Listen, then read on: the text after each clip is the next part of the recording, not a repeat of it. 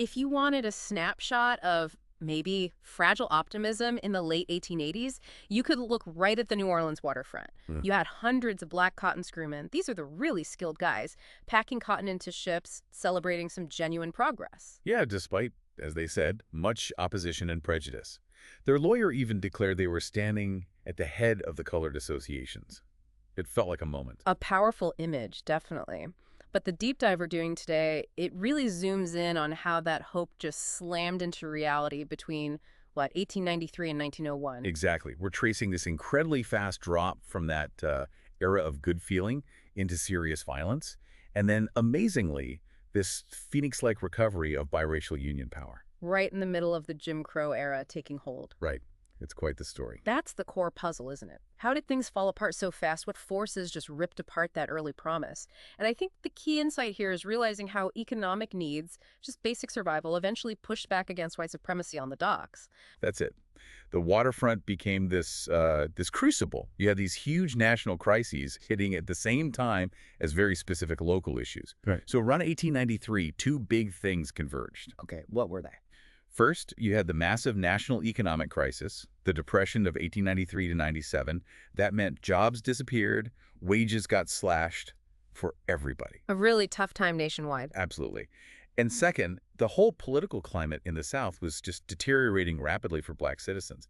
The source mentions how the Mississippi Plan, systematic disenfranchisement and segregation, was basically becoming the American way. It was locking in racial hierarchy. So, national trouble and worsening local racial politics. How did that play out specifically on the New Orleans levee? Let's get into that local breakdown. Well, at the very top of the heap, you had the white cotton screwmen. They were often called the aristocrats of the levee. Right, the highly skilled guys. Highly skilled, commanded great wages, like $6 or $7 a day, which was huge then.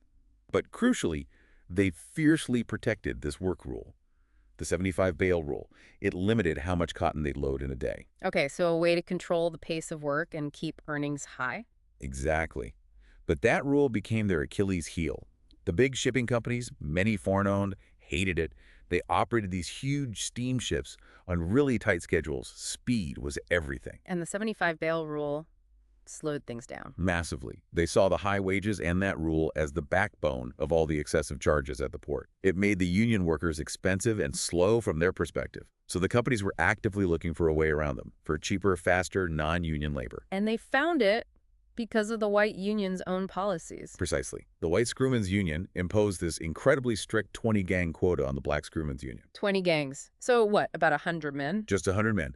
Even though the Black Union, Association Number 1, had around 500 members wanting that skilled work, it created this huge pool of excluded but qualified labor. That sounds completely unsustainable. It was, and it directly led to a split. You had Association Number 1 trying to work within that tiny quota, but then you had this larger breakaway group form, the Black Screwmen's Benevolent Association Number 2. Association Number 2. And they decided, forget the quota, forget trying to cooperate with the white union under these terms. They went their own way, pursuing independent competition. So how did Association Number 2 actually get work? I mean, they were up against the established, powerful white union. Simple economics, really. Yeah. They immediately went to the shipping agents like Charles Stoddart and offered to work for less. They charged 35 cents per bale. Which was how much lower? 15 cents lower than the white union's rate. Yeah. And crucially, they completely abolished the 75 bale limit. They'd work faster and cheaper. Wow. Okay. Stoddart hired them specifically, as he put it, as a guarantee against trouble, meaning if the white union ever struck over that 75 bale rule, he had this large, skilled, cheaper black workforce ready to step right in. Classic split labor market tactic. So the author describes this as black workers finding an uneasy and often unpleasant alliance with port employers.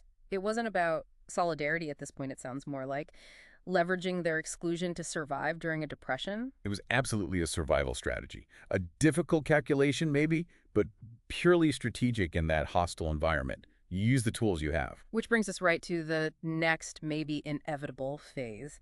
Section 2. The violence and how employers exploited the situation. That move by Association Number 2, relying on cheaper black labor, must have just enraged the white aristocracy. Oh, absolutely. The reaction was swift and furious. And it started with some really harsh rhetoric, which was definitely fueled by demographic anxiety. How so? Well, the black population in New Orleans had actually grown faster in the 1890s than the decade before, about 21% growth versus 12%. And you started hearing white workers complain, like one quote in the source says that the levee felt like darkest Africa, claiming black workers were taking over everything. So fear of losing status, fear of losing jobs, especially with the Depression biting hard. Exactly. That fear quickly turned into an ultimatum. In October 1894, the White Screwmen's Benevolent Association, the SBA, flat out demanded that employers fire all black screwmen. Period. Wow. No compromise, just total exclusion. Total exclusion. And that was basically the death knell for any formal interracial cooperation that still existed. Oh, I The main biracial body, the Cotton Men's Executive Council, just dissolved a few days later, on October 17th.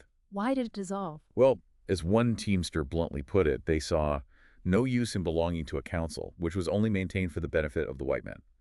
The trust, the cooperation, is just gone, officially dead. And then came the violence, the riots. Describe what happened, because this wasn't just a small fight, was it? No, this was organized terror.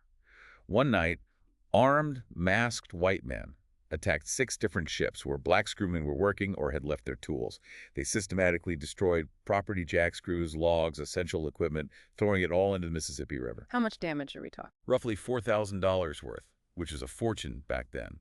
Enough to seriously cripple the black union financially. And it didn't stop there. The violence escalated. Pistols, rifles. Actual shootings. At least 5 shootings reported, yes. Yeah. And tragically, one black screwman, J. Gordon Taylor, was either pushed or fell into the river during the chaos and drowned. That's horrific. And did other white waterfront workers join in? They did. The white longshoremen quickly followed the screwmen's lead. They unilaterally ended the half-and-half work-sharing deal they had previously honored with black longshoremen. Half and half, meaning they split the work roughly equally. Yeah, it was a system to share the available jobs. But the white longshoremen just tore it up. They drove about 1,400 black longshoremen completely off the main sections of the levee, forcing them into that lower-wage enclave controlled by agents like Stoddart and Sanders. Okay, this is critical. The white workers started the violence, but the employers, the corporations, they actively used this crisis, didn't they? How did they solidify this division? They went straight for legal power. Agents Stoddart and Sanders, representing major shipping lines, secured U.S. Circuit Court injunctions. Federal court orders. Injunctions against whom? Doing what? Against the white union members, specifically barring them from interfering in any way with the black workers Stoddart and Sanders employed. It's key to see why they did this. Okay. It wasn't really about protecting black workers' rights. It was about protecting management's right to use cheaper labor. The injunctions effectively broke the white union's ability to strike or protest, locking in that non-union, lower-wage black workforce and cementing the employer's control and cost savings. So the courts were used to enforce a 2-tiered wage system based on race. That's exactly how it functioned. And politically, things were just as bleak. Any hope for black workers to use political influence was also shut down. How so? Well, there was this reform movement, the commercial elites, called the Citizens League. They actually won control of the city partly by criticizing the old political machine, the Ring, for being too cozy with white labor unions. Okay, so maybe some hope there. You'd think, but no. As soon as the Citizens League got power, they turned right around and strongly supported measures to disenfranchise black voters, which happened formally in the 1898 Louisiana Constitutional Convention with literacy and property tests. So betrayed politically after being attacked economically and physically? Completely shut out, excluded by white unions, hammered by federal injunctions used by employers, and then stripped of the vote by the very reformers they might have looked to. The result: utter defeat for the white screwmen and longshoremen, too. They lost everything, control over jobs, work rules, wages, because they had destroyed the solidarity of the workforce. They were now facing destitution themselves. A truly devastating outcome for organized labor on the docks. So after the violence died down, what did things look like in the late 1890s? This leads us into Section 3. The path, somehow, back to reconciliation and a new alliance between 1897 and 1901. Yeah, it was the absolute low point, the nadir, for union power overall. The white craft unions elsewhere in the city just doubled down on racism, forming the explicitly whites-only Central Trades and Labor Council, CTLC, in 1899. Segregation was the rule. And black workers. They organized separately, but powerfully.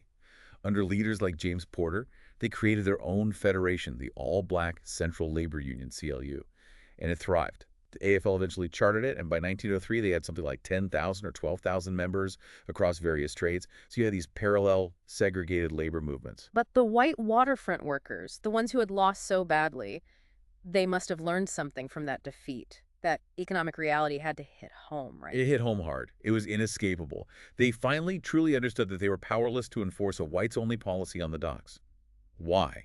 Because their skills, while valuable, weren't so unique that employers couldn't just replace them entirely with the large, organized, and now experienced black labor force. The very force they had tried to exclude. Exactly. The economics of the waterfront, the sheer availability of competent black labor, dictated that racial division meant defeat and lower wages for everyone. If they wanted any power back, they needed solidarity. And did that realization change their behavior? It seems so. There's a telling detail from the 1900 Robert Charles riot, a period of intense anti-black violence in New Orleans. Unlike in 1894, the white riverfront workers largely stayed out of that violence against black people. It suggests a new strategic caution, a recognition that attacking black workers was ultimately self-destructive for them economically. Okay, so the stage is set for a change. What was the actual turning point? The source points to a strike in 1901. Yes, the 1901 longshoremen's insurance strike. This time, the white longshoremen initiated it over wages and wanting union foremen back. But their strategy was completely different from 1894. How so? What was the first thing they did? Their very first priority was to form an alliance with the black longshoremen. They created a joint executive committee right from the start. So, unity first this time. Unity first. And it worked. They presented a united front. The employers couldn't easily replace them all, and they won their demands pretty quickly. By late September, job control was reestablished. And there was another key moment during that strike involving the screwmen, wasn't there? An attempt to break the unity. Yes, a shipping agent, LeBlanc, tried the old divide-and-conquer tactic. He offered the white screwmen work on hatches that were traditionally controlled by black screwmen, trying to peel them away and create conflict. And what did the white screwmen do? They rejected it, actively refused. They finally understood that playing the race card only benefited the employers. They chose solidarity over the chance for short-term work gained at the expense of black workers. That refusal was huge. A massive shift from just a few years earlier. A fundamental shift. And that successful collaboration, that refusal to be divided, led directly, almost immediately, to forming the Dock and Cotton Council in early October 1901. The Dock and Cotton Council. This sounds like the institutionalizing of that new alliance. That's exactly what it was. It brought together 8 key waterfront unions, black and white. You had screwmen, longshoremen, cotton yardmen, teamsters, and significantly, the black coal wheelers too. And how was it structured? Because structure matters, right? Critically, it was built on the principle of equal voting power for each union, regardless of size or the race of its members.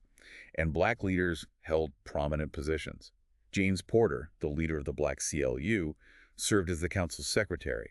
It embedded solidarity into the very fabric of waterfront labor organization. So if we zoom out again, connect this back to the big picture, what's really remarkable here? What's remarkable is when this happened.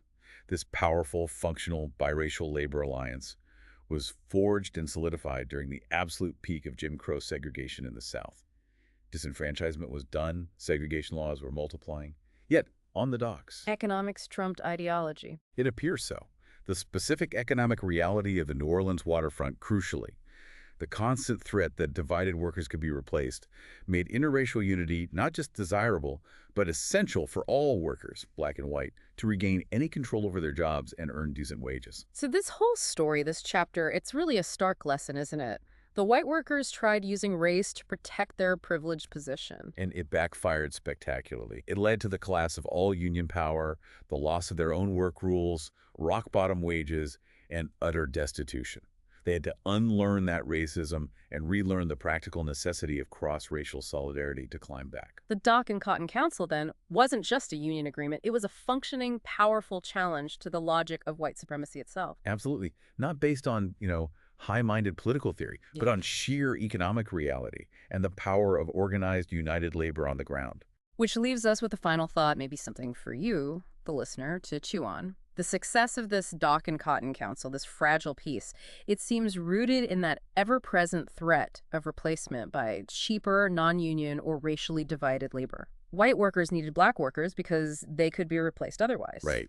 So what happens to that kind of pragmatic unity when that immediate external economic threat fades? When maybe skills become more specialized or the labor market tightens differently? Does the underlying social and political desire for segregation, which certainly didn't disappear, eventually reassert itself? Something to think about. Indeed. Lots to consider there. Well, thank you for joining us for this deep dive into a really complex and fascinating slice of New Orleans history.